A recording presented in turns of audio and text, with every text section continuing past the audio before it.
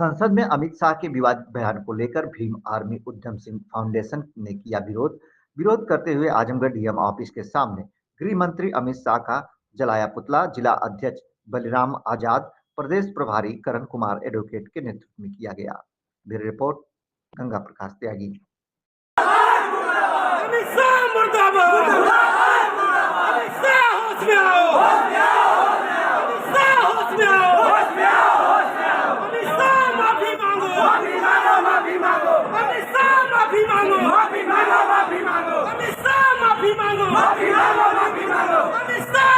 संसद भवन से इस्तीफा दो। अमित शाह संसद भवन से इस्तीफा दो। होश में आओ, होश में आओ, होश में आओ, अमित शाह होश में आओ, होश में आओ, होश में आओ। संविधान विरोधी अमित शाह कुर्सी खाली करो, खाली करो, खाली करो, खाली करो। आपसे देश में गद्दारों की जरूरत नहीं है। संविधान का विरोध करेगा उसको कुर्सी में बैठने संविधान विरोधी कुर्सी खाली करो। बाबा साहब पे टिप्पणी नहीं सहेंगे, नहीं सहेंगे। बाबा साहब का ये नहीं सहेंगे।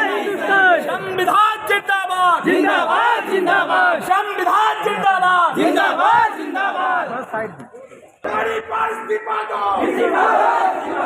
बाबा साहेब का अपमान नहीं सहेंगे, नहीं सहेंगे। बाबा साहेब का अपमान नहीं सहेंगे, नहीं सहेंगे। हमारी इस्तीफा दो, इस्तीफा दो, इस्तीफा दो। जिंदाबाद, जिंदाबाद, जिंदाबाद। बाबा साहब अमर रहे, अमर रहे, बाबा साहब अमर रहे, अमर रहे, अमर रहे। संविधान जिंदाबाद, जिंदाबाद, जिंदाबाद, संविधान जिंदाबाद, जिंदाबाद, जिंदाबाद। बाबा साहब का अपमान बर्दाश्त नहीं करेंगे, नहीं करेंगे, नहीं करेंगे। बाबा साहब का अपमान बर्दाश्त बाबा जिंदाबाद, जिंदाबाद, जिंदाबाद, जिंदाबाद, जिंदाबाद, जिंदाबाद। सब अमर रहे, अमर रहे, अमर रहे। सब अमर रहे, अमर रहे, अमर रहे। घरिया आओ ना।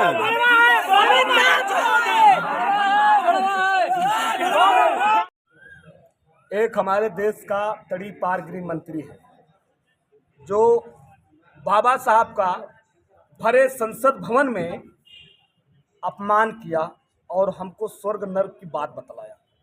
उसने अंबेडकर कह के यह साबित कर दिया मजाकिया अंदाज में कि अगर ये लोग जो चलन बन गया है, प्रचलन है, अगर ये लोग भगवान का नाम लेते तो इनको स्वर्ग 7 जन्मों को मिल जाता।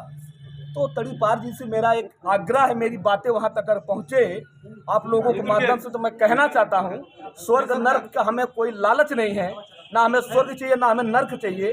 और बाबा साहब ने हमको स्वर्ग दिया अपने संविधान की ताकत। तो ये जो है हम लोगों ने ज्ञापन दिया है और ज्ञापन में मांग किया गया है कि अमित शाह देश के गृह मंत्री हैं और बाबा साहब के संवैधानिक जो संविधान दिया गया संवैधानिक पद पर बैठे हुए, उनको भरे सभा में कॉन्फ्रेंस करके मीडिया के माध्यम से और पार्लियामेंट के अंदर बाबा साहब के पैरों को छू करके और पूरी जनता से माफ़ी मांग लें कि मेरी जुबान लड़खड़ा गई है, मुझे जनता माफ़ करे, मैं दोबारा ऐसा बयान नहीं दूंगा। आपको कहाँ तक ऐसा लगता है कि अमित शाह माफी मांग सकते हैं? देखिए, सत्ता परिवर्तन होता है। आज ये जो संविधान विरोधी सरकार चल रही, कल सत्ता परिवर्तन होगा। इतिहास गवाह है, तड़ी पार किया गया था, फिर ये तड़ी पार होंगे। और ईडी सीबीआई ये 3 घंटे के लिए हटा लिया जाए तो सबसे पहले अगर कोई जेल में होगा तो गृह मंत्री अमित शाह। गृह मंत्री बहुत बार देखा गया है कि बाबा साहब के प्रतिमा पे माल्यार्पण करते हुए, फूल अर्पित करते हुए देखा गया है। इसके बारे में आप क्या कहना चाहते हैं? बहुजनों को वोट के लिए ऐसा करते हैं वो, और अंदर से इनके मन में कुछ और रहता है, दिमाग में कुछ और रहता है। और ये अंधभक्त है, गोबर भक्त है, हमको दिखाने के लिए कि मैं बाबा साहब का सम्मान। अमित शाह की कोई औकात नहीं है। अमेरिका आइकन देश जैसे लोगों ने बाबा साहब के चरणों में, दुबई सऊदी के लोग इनको नमन कर दिया, तो अमित शाह बहुत बड़ी बात नहीं है। बीजेपी पिछले 10 साल से शासन कर रही है भारत में, और बहुजन SC ST माइनॉरिटी के लोग कहाँ तक अगर सपोर्ट नहीं करते तो उनकी सरकार कैसे बनती? तब आप लोग कहाँ रहते हैं? 131 सुरक्षित सीट के सांसद बैठे हुए हैं। अगर ये जिस दिन हट जाए ना, अमित शाह का धराशायी बीजेपी खत्म हो जाएगी। और मैं आपको एक बात बतलाना चाहता हूँ, बाबा साहब अम्बेडकर इस भारत से इतना प्रेम करते थे, इतना प्रेम करते थे। अगर ये इतना प्रेम नहीं करते तो सुंदर संविधान नहीं देते। और इस बात को बता दे, जिन्ना इनके आगे एक चने के बराबर था। अगर जिन्ना जैसे लोग एक देश बना सकते थे तो अम्बेडकर के पास इतनी ताकत थी कि ये खुद एक मुल्क बना सकते थे। लेकिन बाबा साहब ने कहा मैं पहले और अंत में एक भारतीय। जैसा कि आपने बताया संविधान की ताकत से लोग एमपी एमएलए बनते हैं, और जो सुरक्षित सीटें एसटी ओबीसी माइनॉरिटी की जो सीटों से जो सांसद विधायक बन के गए हैं, उनका तो कहीं अभी तक कोई बयान नहीं आया अमित शाह के बयान के ऊपर लेकर। इसके बारे में आप क्या कहना चाहते हैं? जो बीजेपी के लोग दबे हुए हैं, बाबा साहब ने कहा 1956 आगरा की धरती पे बाबा साहब ने एक बात कहा था कि हमें हमारा समाज वह धोखा दिया है जो पढ़े लिखे लोग थे। तो बाबा साहब के जो अधिकारों से, संवैधानिक पदों से एमपी एमएलए बन के जो बीजेपी के गुलाम बने हैं वो नहीं बोल रहे हैं। लेकिन बाबा साहब की संतानें अभी जिंदा हैं। एक एक गांव का बच्चा जो एमपी एमएलए नहीं है, जो पढ़ने वाला बच्चा है, जो कमाने वाला बच्चा, सब कुछ छोड़ के अपन बाबा साहब के सम्मान में आएगा। हमें एमपी एमएलए की आवश्यकता भी नहीं पड़ेगी। आपने यहाँ डीएम कार्यालय में ज्ञापन दिया, आपको क्या आश्वासन मिला है? देखिए, हम लोगों ने डीएम साहब को ज्ञापन दे करके अपनी बातों को रखा, और ये हमारा ज्ञापन राष्ट्रपति हमारे देश की मुर्मू जी तक जाए। और यहाँ जब जाएगा ज्ञापन तो लोगों को, सरकार को, मोदी सरकार को लगेगा कि बहुजनों में व्याप्त आक्रोश व्याप्त है। और बहुजनों में नहीं, माइनॉरिटी के लोगों में है।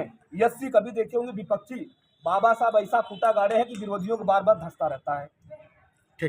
जैसे ही आप लोग ज्ञापन देने के लिए डीएम कार्यालय के मेन गेट पे गए, तो अमित शाह जी का पुतला फूंकते वक्त पुलिस से जद्दोजहद जो हो रही थी, वो किस बात को लेकर हो रही थी? देखिए, प्रशासन जिसकी सत्ता होती है उसी का प्रशासन शासन होता है।